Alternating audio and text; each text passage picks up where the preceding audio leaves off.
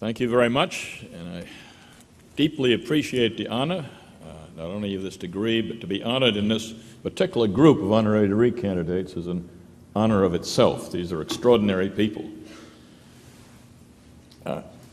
I took great pleasure in reading about your university. You are not only one of the oldest universities, but I've never seen as very few places as distinctive a number of alumni.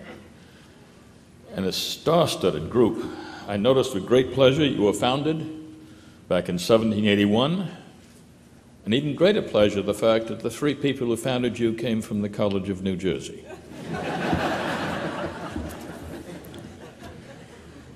I do want to single out one very special group, if I could, today, those special people who woke, I guess, probably sometimes at 3 in the morning to feed you. When you were very young, who endured you when you turned 13 and decided that all adults were insufferable creatures. The people who sacrificed again and again so you could learn how to play a little better Frisbee occasionally and memorized every lyric of Jay-Z and maybe Lady Gaga. And in between, got a very great education that this institution offered. But I would like to recognize them at this point and congratulate them to the parents of the class of 2010. Thank you for everything.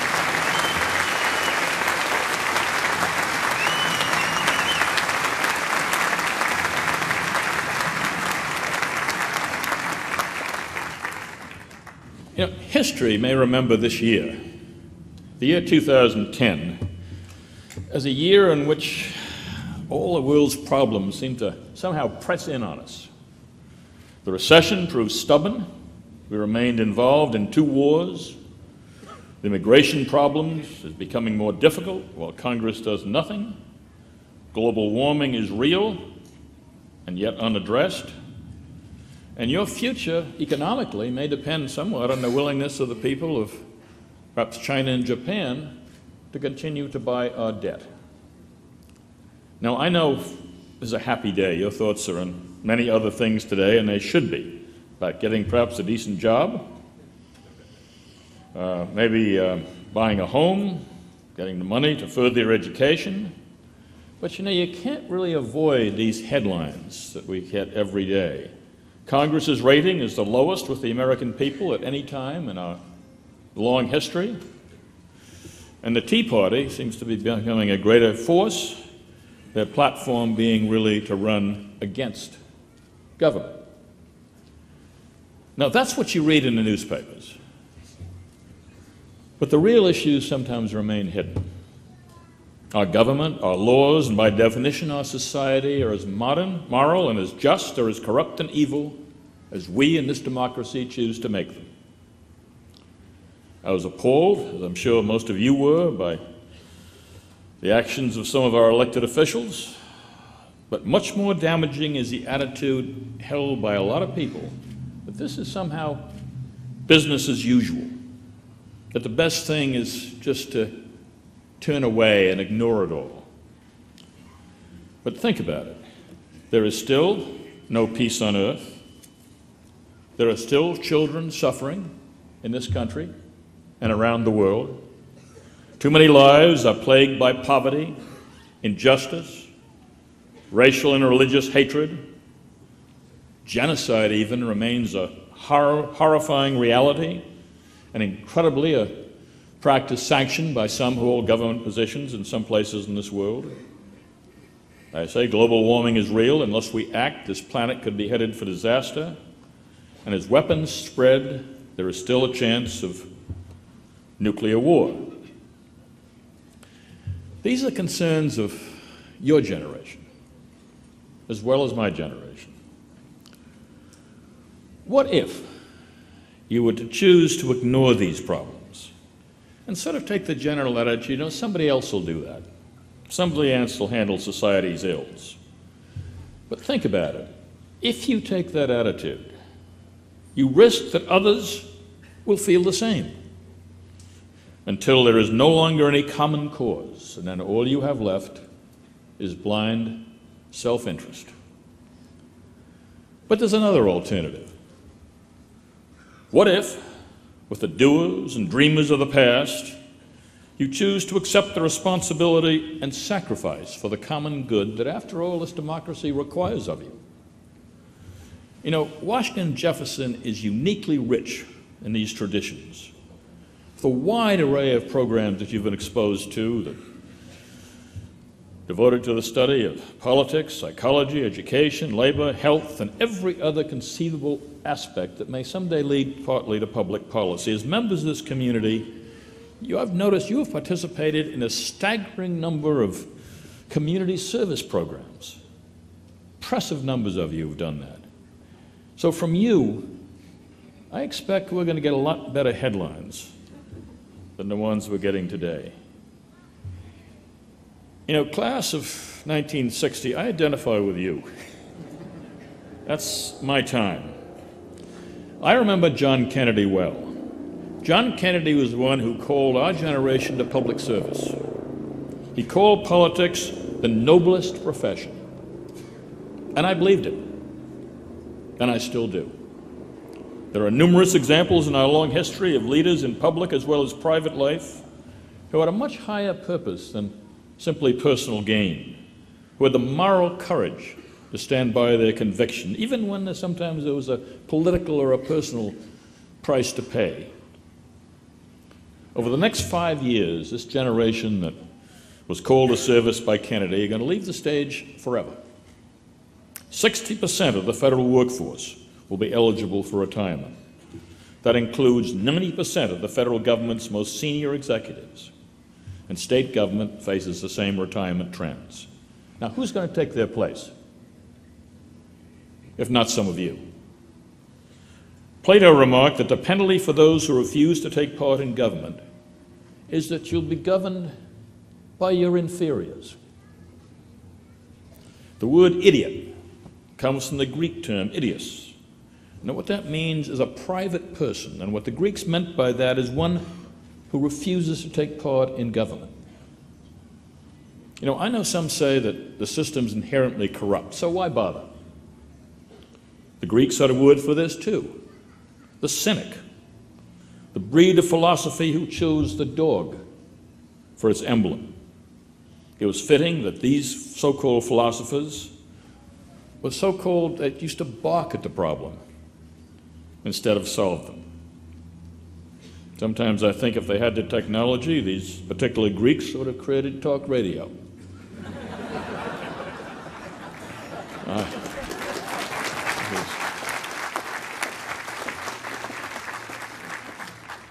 But this attitude is the unfairest cut of all to the many public officials, people of integrity who are, even as I speak, working hard for the public good.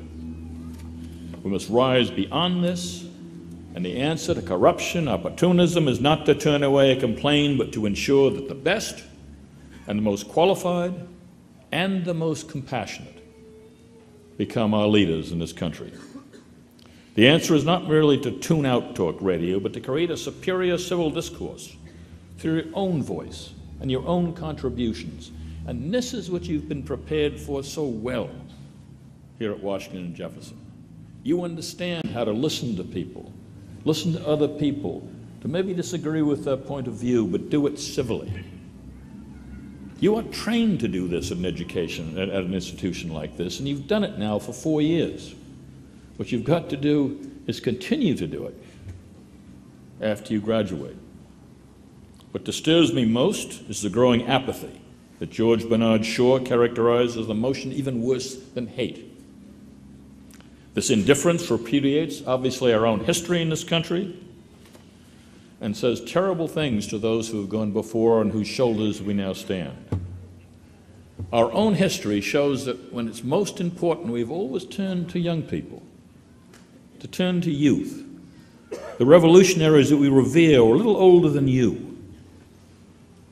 In that time in Philadelphia, they debated the form and structure of our government in 1787, only a few years after the founding of this wonderful college.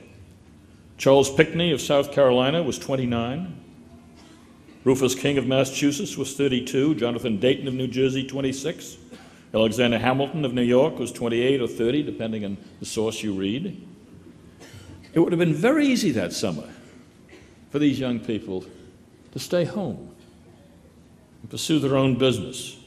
But what they created that long, hot summer was a way for this country to stay alive and to flourish. And they created a document that rewards the initiative of the strong, at the same time protects the weak. Shouldn't it trouble us today that more money is spent on cosmetics than on helping poor people in our cities? Shouldn't we be bothered that many do not pay their fair share of taxes and we continue to subsidize the pet projects of certain congressmen while poor children still don't have health care and there are education cuts because of budget crises? Our problems in this country have been created by people, and the only way they'll be solved is by people. There are still so many things worth standing for and even fighting for in this country. They never really ceased to exist. We just chose sometimes not to see them. Today, so what I'd like to ask you today really to do is get involved. If you think there's nothing you can do, I ask you to remember the words of somebody I admired very much. I expect some of you also did at the time. A dreamer, a man who had the courage of his convictions and was murdered for them in Los Angeles about 42 years ago. Shortly before his death, Robert Kennedy did a TV interview with David Frost about a month before his death. And Frost asked him, "How would you like to be remembered? What would you like to see on your tombstone?" And Kennedy replied, "Something about the fact that I made some contribution, either to my country or maybe to those who are less well off. I think back to an observation that perhaps this is a world in which children suffer, but we can lessen the number of suffering children. And if you don't do this, then who will?" He went on, "I'd like to feel I'd done something to lessen that suffering." Now, I know most of you are never going to run for elective office. I hope some of you do, but most of you won't. But Aristotle told us that we're social animals, and all of you will have the power to affect your community, sometimes our larger nation, sometimes many of you the world. Whatever course of study you've completed and are celebrating today, you've prepared in one way or another to raise the bar in our society, to set new and more ambitious standards, and to meet and to exceed anything that our generation has done.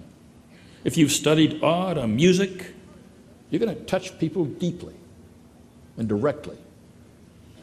If you've studied medicine or economics, you will increase our health and our prosperity. If you've studied science or architecture, you will determine the very contours of our world. In all these fields, you've prepared yourself for something much greater than business as usual. It doesn't matter whether your career takes you to the Foreign Service or to the library. The role you choose is going to have an impact on our society. Now, I know, as I say, you're thinking today, as you should be, of jobs, of family, and that's fine. But all of this is going to suffer if you don't do, frankly, better than we have, if the quality of our society does not improve. You have the choice here of working to make our country and our world more moral, more ethically concerned, and more compassionate. Or you can abdicate your collective responsibility through individual self-interest, and if you do, you will bankrupt the soul of this country. It's your choice. So, congratulations. I'll leave you perhaps with the words of Horace Mann. Be ashamed to die until you have won some victory for humanity. All of you today have so much to be proud of and so much ahead of you. Your greatest victories still lie ahead. Congratulations, 2010. Thank you very much.